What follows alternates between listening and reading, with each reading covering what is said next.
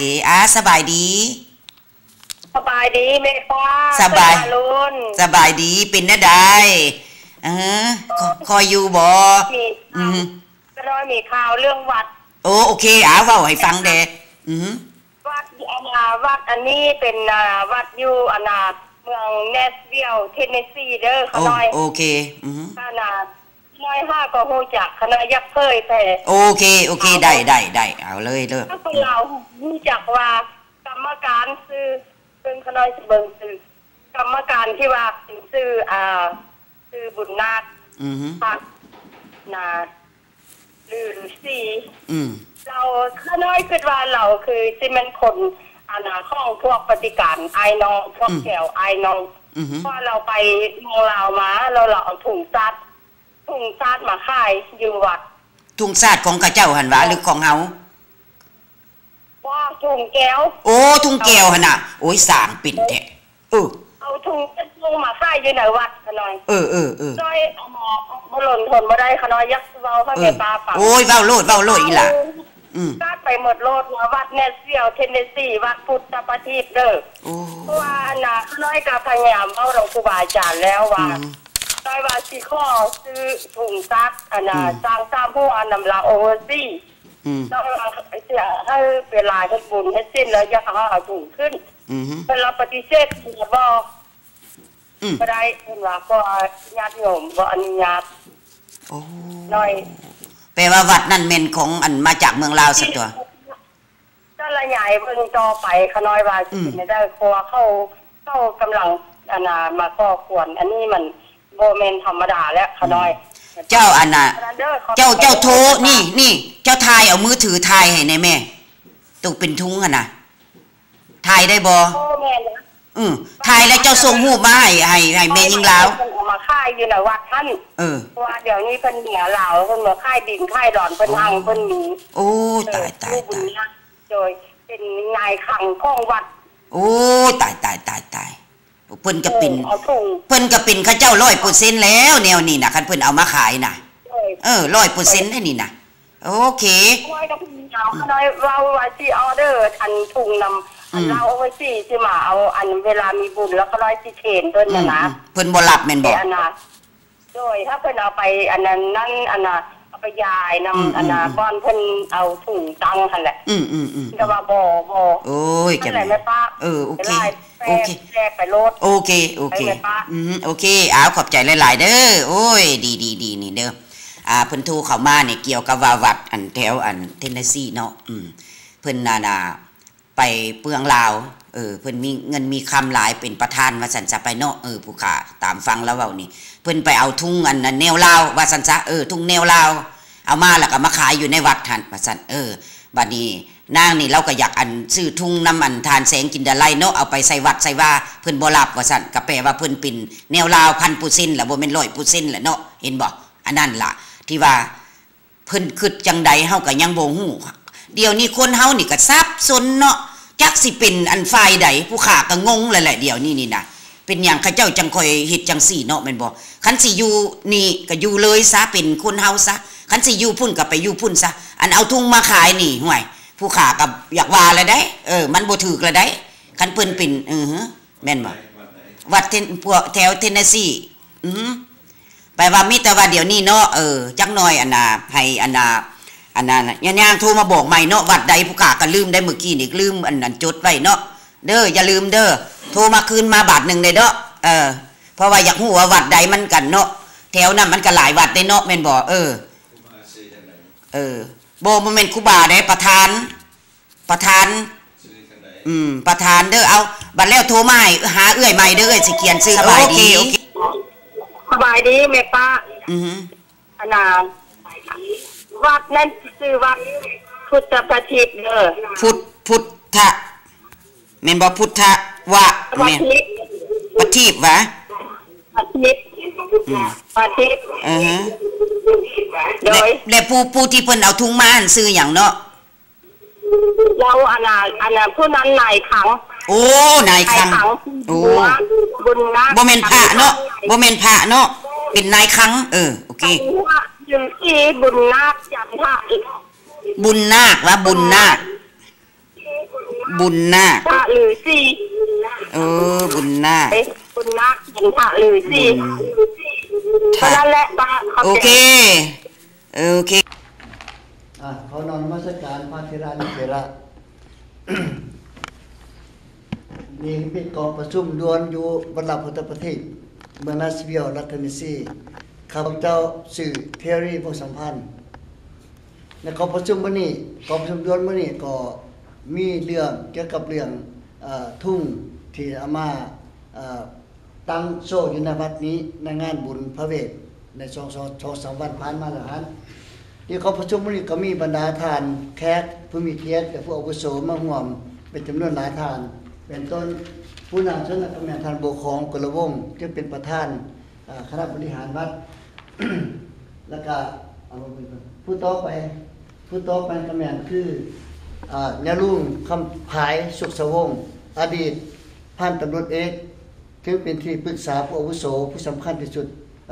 ผู้ดูแลการศิษย์อยู่ในวัดนี้และต่อมาทานบุญจันทร์จันทธิซึ่งเป็นคณะกรรมการผู้การศิษย์รับผิดชอบทางด้านศาสนาอยู่ในวัดนี้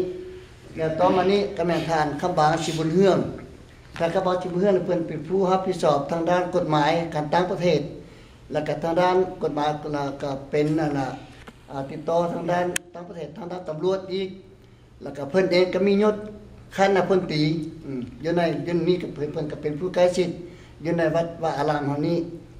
แล้วต่อมานี้อันนี้ก็แม่นเป็นนายข้างที่ว่าเป็นนายข้างผู้รับผิดชอบเกี่ยวกับเรื่องทรัพย์สมบัติหรือว่าเงินต่างๆอยู่ในการใช้จ่ายอยู่ในวัดนี้ต่อไปก็แม่นก็เป็นนายข้างคือกันรับผิดชอบดำเนินข้างคือกันแล้วต่อก็แม่นหัวหน้านายข้างก็คือท่านบุญนาคจันทฤาษีผู้ที่ว่าเอาทุ่งมาแต่เมืองลาวแหละแล้วเพิ่นก็มาร่วมในนี้แล้วต่อไปก็เป็นทานค่ำชิติพรซึ่งเป็นรองประธานผู้บริหารทางการปกครองจังหวัดลำพูนประทีปนี้ก็จะเข้าสู่รายการพิธีในประชุมนี้เขาจะขอเรียนเชิญท่านประธานวัดลำพูนประทีปคือท่านโบของกุลวงศ์ได้ออกมีคำคิดคำเห็นก่อนเนาะเอาขอเชิญสบายดีข้าพเจ้าบัวของหรือแสงกุลวงศ์ประธานวัดเราพร้อมโดยคณะกรรมการและพระสงฆ์วัดเราพุทธประทีปข้าพเจ้าอยากจะขอแจ้งข่าวที่ว่ามีผู้หญิงโทรไปแจ้งข่าวเสลาปลายสีวัดเราพุทธประทีปเมื่อวันที่27 เดือน 3 ปี 2014 เวลา 9:00 น. หา 9:30 น. ว่าทานบุญนาคจันทราศีนายคัง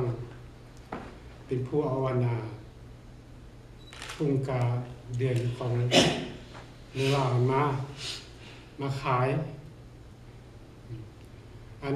ขอแจ้งให้ทุกท่านที่ว่าได้รับฟังสถานีของโอซีที่ได้กล่าวไปมือนั้นมันบ่มีความจริงทุ่งที่เอามาหันเป็นทุ่งศาสนาคือข้าพเจ้าสิเฮ็ดเบิ่งที่บอกเป็นสิ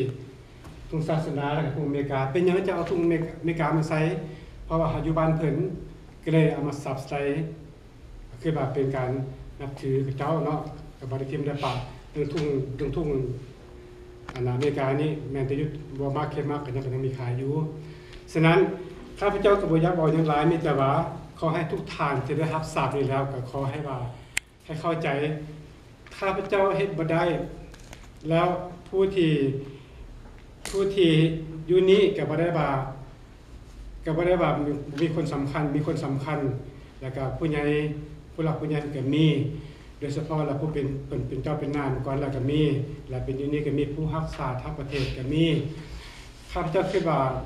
ท่านบุญนาคนี่เฮ็ดบ่ได้ดอกเพราะว่ามีหลายคนมื้อนั้นเป็นมื้อบุญพระเวทและพากันมาตั้งตัวที่หันแล้วก็ให้คนบูชาบ่ได้ขายได้ให้บุญบูชาเพราะว่าเล็งใส่มือบุญเดือน5ก็เฮ็ดจังซี่ล่ะก็เป็นทรายไปนี่ล่ะก็จะเป็นเน่งอยู่ในสถานที่แล้วก็ให้คนเข้าใจว่าทิ้งที่การเดือนนะมันบ่ได้เป็นอันนี้ข้าพเจ้าคิดว่าแต่ข้าพเจ้าก็เคยเห็นดอกแต่ว่าจะเป็นอันนี้ผ ผู้ที่โทรมารายงานนะก็บ่เข้าใจว่าเพิ่นฮู้จังได๋เพิ่นเห็นจังได๋เพิ่นคิดจังได๋เพิ่นเห็นแล้วบ่เพิ่นมาวัดบ่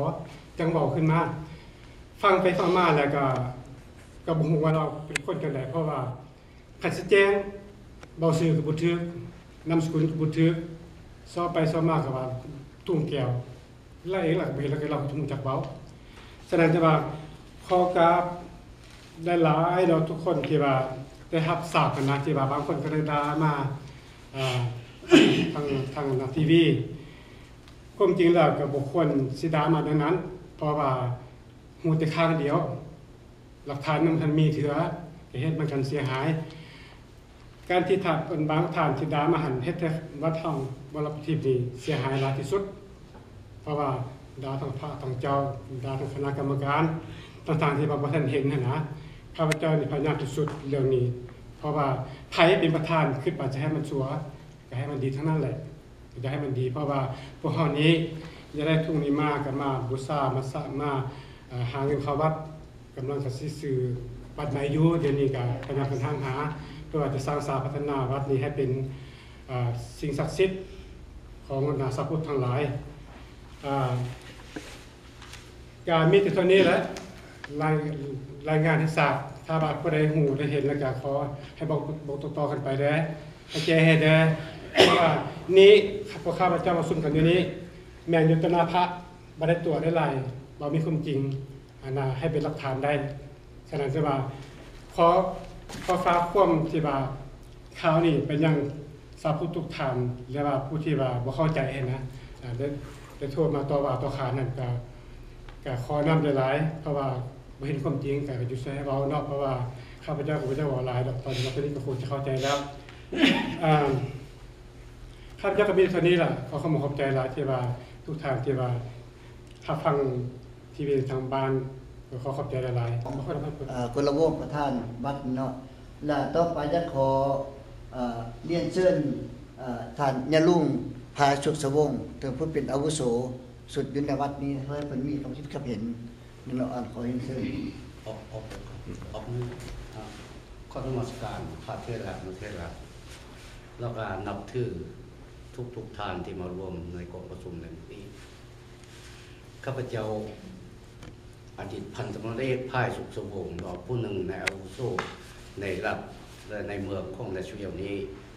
แล้วข้าพเจ้าเองก็ได้มารวมและเป็นที่ปรึกษาอยู่ในวัดนี้ตลอดมีงานบุญสิ้นจินทานทุกอย่างข้าพเจ้ารับรู้แล้วว่าไพ่การับรู้ว่าตัวเองของข้าพเจ้านี้ที่ผ่านมาในอดีตในเมืองลาวไปถึง6 กับ 13 ปีข้าพเจ้าแห่งมีจุดประสงค์อันนักแน่นที่ว่ามีน้ำใจอันนึงที่ว่าบ่มักฝ่ายกลุ่มกันข้ามอันนี้ข้าพเจ้ารับรู้และข้าพเจ้าไปงานทุกงานอยู่ในเมืองเนชวิลล์รัฐสเตทเทนเนสซีนี่ข้าพเจ้าเคยมีสร้างซ้ำหัวติดก่อเสื้อโบปะอันนี้เป็นสัญลักษณ์ของในชีวิตของข้าพเจ้าอยู่ในเมืองลาวด้วยเหตุใดที่ว่า มีคนรายงานโดยบ่มีเหตุผลยักขอให้ทางทรงที่ออกนี่นะเป็นต้นว่าข้าพเจ้าได้ฟังว่าเป็นนางแสงอรุณที่ว่าเป็นนักข่าวยักขอให้ผู้อำนวยการวิทยุแห่งนี้ก่อนจะเอาเรื่องใดออกขอให้ยินตองให้มันคักซื้อผ้าเฮ็ดผลก่อนว่าวัดเนชวิลล์วัดพุทธกฐิอยู่เมืองเนชวิลล์รัฐเทนเนสซีนี้เอาทุงกาบวงเดือนมาประกาศมาค่ายบอกมาใช้บุญอันนี้ข้าพเจ้าขอยังยืนว่าสิ่งนี้เป็นสิ่งที่โมฆะที่เขาเว้าจะยั่วให้พวกเขาผิดเที่ยงกันโดยบ่มีมูลความจริงอยากขอให้ทางทรงโทรทัศน์ก่อนที่ออกอย่างขอให้ศึกษาว่ามันมีผู้ใหญ่ผู้น้อยบ่อยู่รัฐนี้ผู้มักบ่ผู้บ่มักบ่แม่นคนโทรไปแล้วเสียออกข่าวโลเลจะสร้างให้พวกเขาอยู่ต่างประเทศนี้เข้าใจผิดกันอันนี้เป็นสิ่งที่บ่ดีแท้ และข้าพเจ้าเองรับรู้ว่ากรรมการบริหารของวัดนี้พร้อมด้วยคณะผู้อาวุโสทั้งหลายที่ว่าได้รวมงานบุญสิ้นจินทานตักบาตรทุกเศร้าทุกทิศนี้บ่ได้ขาดฉะนั้นแหละเป็นยังว่าเอาเรื่องที่ไปปันแต่งกันขึ้นมาแล้วทางโทรทัศน์เอาออกนี่เห็นว่าบ่สมควรอันนี้ข้าพเจ้าขอร้องถึงจะได้ก็ขอให้โจซะบ่อยากให้เว้ากันเว้าไปแล้วมาแห่งที่เสียหายแล้วข้าพเจ้าเองทราบดีว่าเขื่อนส่งวิทยุส่งได้มีไผแดงอันนี้ข้าพเจ้าจะแก้ไขกันเองพวกผู้ใหญ่ขอร้องว่าบ่อยากให้ออกให้ประชาชนนั้นเห็นต่อไปนอกจากนี้ก็หวังว่าพวกเขาอยู่ต่างประเทศนี้ควรจะหักแข่งกันเข้าใจกันอย่าสร้างปัญหาให้กันย้อนคนผู้หนึ่งผู้ใดที่ว่าบ่มีความรู้บ่มีความสามารถขึ้นออกแล้วเว้าไปนี่มันเสียหายผู้ที่ว่าผู้ที่ รับผิดนี่บ่ควรจะเว้ากันอีกอันเนี้ยขอร้องนอกจากนี้ก็บ่มีสิ่งอื่นใดขอฝากฟังให้ทางวิทยุได้ศึกษาค้นคว้าก่อนจะออกหยังมันเป็นการโจมตีของพวกเราทั้งหมดอยู่ในต่างประเทศอันนี้ขอขอบใจครับต่อไปแล้วขอเรียนเชิญท่านคำบางสิบุญเรื่องเนาะซึ่งเป็นผู้ปรึกษาทางด้านกฎหมายต่างประเทศแล้วก็อยู่ในวงราชการตำรวจแล้วก็มียศสัญญาพลทหารอีกแล้วก็ให้เป็นออกความคิดความเห็นเป็นเพราะว่าเป็นผู้ใกล้ชิดที่แท้ในวัดนี้บ่ได้ปะได้ว่าวัดนี้จะเตือขอเชิญสบายดี อันน่ะข้าพเจ้าขับบางสิบุญเรืองเนาะอยู่นี่ได้40 ปีพอดีและก็เคยมาอุปถัมภ์ค้ำสู้วัดว่าศาสนาอยู่นี่ตลอดแล้วก็เคยเป็นข้าราชการของศาล20 ปีและเฮ็ดเวียกกับกรมตำรวจ4 ปีและก็ยังเป็นข้าราชการของเขาปัจจุบันฝ่ายป้องกันประเทศของพระเจ้าและข้าพเจ้าก็มารวมศีลกินทานเกือบว่าทุกๆเวลาเพิ่นมีงานมีบุญโดยเฉพาะและบุญพระเวทในครั้งนี้ ข้าพเจ้าและพร้อมด้วยภรรยาก็ได้มาร่วมกันมาโมทนาสร้างบุญสร้างกุศลร่วมกันแล้วข้าพเจ้าก็ได้เขียนสื่อลงในทุ่งศาสนาและทุ่งอเมริกานี่มาโมทนาแต่ข้าพเจ้าบ่เห็นอันทุ่งรัฐบาลลาวหรือว่าทุ่งสปป.ลาวบ่เห็นและนี่เขาเป็นหลักฐานอย่างยืนเป็นพยานให้ว่าบ่เห็นบ่มีและเป็นข่าวที่อกุศลและคือท่านพระเนกภัยเพิ่นได้เว้าไปกี่นี้แล้วเฮาสร้างเรื่องสร้างปัญหาให้ในสังคมนี่แตกแยกกันให้เข้าใจผิดกันและโดยเฉพาะแล้วทีวีใน232นี่และผู้ที่กำกับหรือผู้อำนวยการควรเซ็นเซอร์เสียก่อนควรพิจารณาให้คักแน่เสียก่อนบ่แม่นคนโทรไปว่าผู้นั้นบ่ดีผู้นี้บ่ดีแล้วเฮาเว้าอันนี้ใส่ให้ป้ายสีฮอดครูบาอาจารย์ใส่ให้ป้ายสีฮอดวัดวาศาสนาใส่ให้ป้ายสีฮอดคณะกรรมการบริหารอยู่นี่บ่แม่นเด็กน้อยจักคนล้วนแล้วแต่อายุ70 60ขึ้นเบิดแล้วมาอยู่รวมกันอยู่นี่ถ้าผู้ใดผู้หนึ่งเฮ็ดผิดพวกเฮาเองจะต้องเตือนกันเองบ่แม่นจะให้พวกทานโทรไปรายงานพวกเขาจะเว้ากันเองเรื่องนี้นี่ขอโทษนำยาป้าแสงอรุณเนาะผู้เป็นโฆษกพิธีทีวีและสิ่งที่ท่านได้เว้าข้าพเจ้าก็ได้ฟังสิ่งดังกล่าวนี้เป็นการที่บ่เหมาะสมบางคำที่ท่านกล่าวไว้ก็บ่เหมาะสมฉะนั้นอยากให้พิจารณาให้ดีๆว่าควรจะเสริมสร้างความเว้าหันบ่หรือบ่เพราะว่ามันบ่มีหลักฐานเพียงพอคันเขาเจ้าโทรไปท่านก็ต้องตอบถามว่าพวกท่านได้มีรูปพวกท่านได้มีหลักฐานเพียงพอบ่ถึงโทรมาบอกข่อยแล้วข่อยต้องเว้าตามหลักฐานของเจ้าอันนี้บ่มีหลักฐานแหละพวกท่านก็ได้กล่าวประนามวัดว่าศาสนาครูบาอาจารย์ไปเห็นว่าบ่เหมาะสมแล้วข้าพเจ้าอยู่นี่ก็40 ปีเคยมาในวัดนี่เกือบว่าบ่ได้ขาดเพราะว่าเฮาเป็นคนศาสนากระเบิ่งซอยกันอันนี้ขอให้เลิกลาในความเว้าอันนี้ให้เศร้ากันบ่ให้พ้องให้ร้องกันบ่หรือว่าน่ะคันถ้าบ่เศร้าถ้าหาเรื่องหาเล่าใส่ทางวัดว่าศาสนาก็มีคณะกรรมการมีที่ปรึกษามีนักกฎหมายที่ว่าเฮ็ดเวียกร่วมกันอยู่นี่หลายคนและเขาก็เป็นหูเป็นตาคือกันบ่แม่นว่าจะป้าปล่อยให้วัดว่าศาสนาอยู่ในประเทศสหรัฐอเมริกานี่ไปทางที่บ่ถูกต้องพวกเฮาก็ได้เบิ่งคือกันเบิ่งแย่งให้มันถูกต้องคือกันบ่แม่นนั่นอันนี้นี่ผู้ที่โทรไปถ้าเป็นไปได้ ครับคันทานเป็นคนลาวจริงๆนะถ้าเป็นไปได้แล้วท่านก็ต้องมาขอโทษอยู่ในวัดนี่เพราะว่าทุ่งอันนี้นี่ท่านก็บ่ได้เห็นกับตาเองทุ่งนี่แม่นพวกข้าพเจ้าเป็นผู้โมทนาแขวนสื่อข้าพเจ้าอยู่หั่นทุกคนอยู่นี่มีสื่อเหมือนถ้าว่าท่านเป็นคนลาวที่จริงใจบ่อยากทำลายม่างเพศสังคมลาวนี่ให้ท่านมาวัดนี่ว่าขอโทษว่าท่านบ่ได้ฮู้บ่ได้เห็นแต่เว้าไปเพราะฉะนั้นแหละจึงจับเอาความเว้าผู้อื่นไปเว้าเป็นตัวแทนมันสิสร้างให้สังคมลาวอยู่ในท้องถิ่นนี่สูญเสียฉะนั้นบ่อยากให้คนลาวของเฮาบ่ว่าอยู่ในบ่ว่าอยู่นอกบ่ให้ผิดของต้องเถียงกันคันจะเว้าคือท่านพระเอกพายไปเว้ากี่นี่ไปเพิ่นเข้าไปสัมมนา13ปี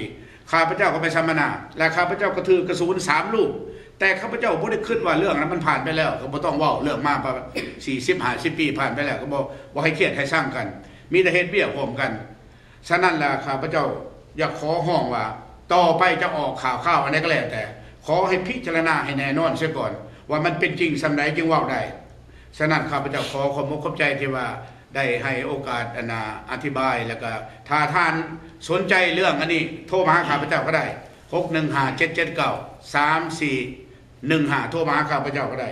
หรือท่านพระเอกพายก็ได้ที่ว่าเป็นที่ปรึกษาเบิ่งแย่งดูแลทางกฎหมายและทางเจ้าหน้าที่บ้านเมืองก็เป็นข้าพเจ้าเป็นผู้เฮ็ดซอยขอขอบใจหลายๆต่อไปขอเรียนเชิญท่านบุญนาคจันทฤศรีผู้เพิ่นว่าเอาทุ่งแก้วมาขายอยู่วัดรับพุทธปฏิแม่นจริงแท้บ่แล้วให้เพิ่นอธิบายขอเชิญเลยนี่ข้าพเจ้านี่บุญนาคจันทฤศรีเนาะเมืองลาวเมืองลาวก็เพื่อเมื่อยามพี่ยามน้องบ่แม่นสิเมื่อมีหยังบัดกลับมาก็ได้เอาทุงเงินศาสนาเพราะว่าทางวัดเฮานี่นะทุงศาสนานี่บ่มีก็เลยไปเห็นว่าทุงศาสนาที่เหมาะสมกับอันทางพระพุทธศาสนาของศาสนาพุทธเฮาก็เลยเอามาได้เอาทุงกันน่ะศาสนานี่มา200แล้วก็ทุงอเมริกามา200ซื้อมาทุกเลยได้ทุงอเมริกาก็มาเพื่อว่าเอามาให้มาใส่วัดเฮานี้ก็จะบ่ขึ้นอย่างอื่นดอกแต่ว่าผู้ที่ว่าใส่ลายป้ายสีว่าทุงแก้วทุงหยังนั่นน่ะข้าพเจ้าก็ใหญ่แล้วก็บ่รู้จักว่าจะรู้จักผิดจักถูกว่าสิซะคันเจ้าทุงแก้วมาเกี่ยวมาให้หยังเฮาก็คนลาวนี่นะคันเจ้าทุงก็เดือนมาเฮาก็คนอยู่อเมริกาเหมือนคนอยู่ลาวเฮาก็ไปซั่วว่างซั่วข่าวซื่ออันนี้เฮาก็บ่เข้าใจว่าผู้ที่สิเว้าหั่นน่ะเจ้ามันคิดแนวใดได้มาเห็นบ่หรือว่าบ่มาเห็นเนี่ยทุงนั้นเอามามีแบบนี้อันนี้ก็บ่เข้าใจแล้วว่าหมู่ขึ้นแนวใดซ้ำกับเฮานี่เฮาก็บ่เข้าใจเฮาก็บ่มีหยังเรื่องเท่านั้นเอาของก็ได้ประมาณเท่านั้นนะต่อไปนั้นจะขอเรียนเชิญท่านบุญจันทร์จันทธิก็เป็นเฒ่าแก่หรือว่าผู้อาวุโสสำคัญอยู่ในวัดศาสนาแห่งนี้เนาะเพิ่นหน้าที่ประทับผิดชอบทางด้านศาสนาต่างๆก็ขอเรียนเชิญมีคำคิดจังได๋น้อมนมัสการพระเทรานุเทราแล้วก็กราบใครละว่าทานผู้อาวุโสพร้อมในคณะที่ได้มาร่วมที่ว่าประชุมกันอยู่ในวัดพุทธประทีปในมื้อนี้ครับเจ้าเองข้อแก้ข่าวเรื่องที่เป็นมาคือที่ว่าโทรไปนั่นก็เป็นเสียงลงพระบางอย่างชัดเจนเลย อันนี้ครับเจ้าก็เป็นเสียงลงพระบางแต่ว่าพอเดาออกที่ว่าพูดที่ว่าโทรไปแต่ว่าบ่ออกสื่อออกเสียงแต่ว่าเพราะว่ารู้จักความจริงแล้วเมื่อเวลาท่านจะก้าวยังลงไปจะเว้ายังลงไปจะว่ายังลงไปให้พิจารณาให้มันคักครับเจ้าคิดว่าผู้ที่เว้าไปนั้นคงจะเข้ามาในวัดนี้บ่น้อยก็หลายที่ว่าได้มากินสุกกินดิบอยู่ในวัดนี้แต่บ้านพ้นสุดท้ายมาคิดเป็นอัปปโยคเป็นอัปปมงคล5เรื่อง5เหล่าสวัสดิ์ว่าเฮาวัดว่ามีความแตกแยกสามัคคีกันอันนี้มันเป็นบาปได้ทานเอ้ยก็อาทานระหว่างจิตใจของพวกทานที่ว่าพวกทานจะให้พวกเฮานี้แตกกันโคมกันเราอยู่แตกหมู่เราตายเลยทั้งนั้นก็ดีที่ว่าทานที่ว่าเว้าไปนั้นที่ให้ลงข่าวลงไปนั้นก็ขอให้ทานนั้นจงแก้ข่าวและพิจารณาทั้งนั้นก็ดีคือท่านคำบางถ้าทานยักมีความอโหสิกรรมจากพระเทรานุเทระทุกองค์เพิ่นชื่อสิ้น227อยู่ในวัดว่าหามอันนี้มันทานเป็นผู้มาลบล้างเป็นผู้มามั่งศาสนาเป็นผู้มาทำลายศาสนาและทำลายคณะกรรมการให้มีความแตกแยกสามัคคีกันอันนี้ทานจะบ่มีความสุขทั้งทานอยู่ไป อันนี้ท่านอยู่บนด้านโลกท่านควรจะคิดจะพิจารณาการกระทำให้กระทำดีแนวด้านสิ่งที่เป็นมงคลท่านควรจะเอาไว้ในจิตใจ